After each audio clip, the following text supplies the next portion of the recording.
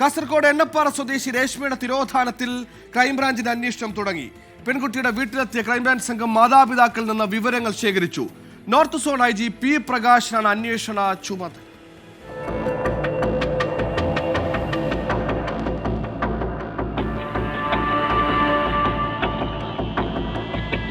കാഞ്ഞങ്ങാടുള്ള teachers training സെന്ററിൽ വിദ്യാർത്ഥിയായിരിക്കെയാണ് രേഷ്മയെ കാണാതാവുന്നത്. അവസാനമായി രേഷ്മയുടെ സാന്നിധ്യം പോലീസ് കണ്ടെത്തിയത് 2010 ജൂൺ 6-ന്. ഈ ദിവസം പെൺകുട്ടി അച്ഛൻ്റെ സുഹൃത്തിൻ്റെ ഫോണിലേക്ക് വിളിക്കുകയും എറണാകുളത്തേക്ക് ജോലി ആവശ്യത്തിന് പോകുന്നെന്ന് പറയുകയും ചെയ്തു. പിന്നീട് വിവരമൊന്നുമില്ലാതായതോടെ മാതാപിതാക്കൾ അമ്പലത്തറ പോലീസ് സ്റ്റേഷനിൽ പരാതി നൽകി. ഹൈക്കോടതി നിർദ്ദേശപ്രകാരം ബേക്കൽ DYSP സുനിൽകുമാർ നേതൃത്വത്തിൽ കേസ് അന്വേഷിച്ചെങ്കിലും പ്രതികൾ കുറ്റക്കാരെന്ന് സ്ഥിരീകരിക്കും വിധമുള്ള തെളിവ് ലഭിച്ചില്ല. ഇതോടെയാണ് ഹൈക്കോടതി അന്വേഷണം ക്രൈംബ്രാഞ്ചിനെ ഏൽപ്പിച്ചത്. ക്രൈംബ്രാഞ്ച് സംഘം രേഷ്മയുടെ വീട്ടിലെത്തി വിവരങ്ങൾ ശേഖരിച്ചു.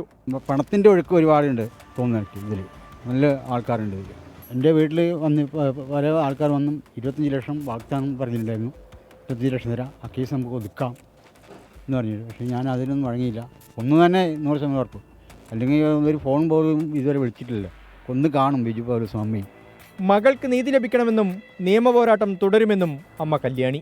നീതി കിട്ടുന്നില്ല. നമുക്കിപ്പോൾ ഈ കേസിൻ്റെ പുറകെ നടന്ന് എത്ര വർഷമായി നടക്കാൻ തുടങ്ങിയിട്ട് ഇന്നും ഒരു തെളിവും ഇല്ല.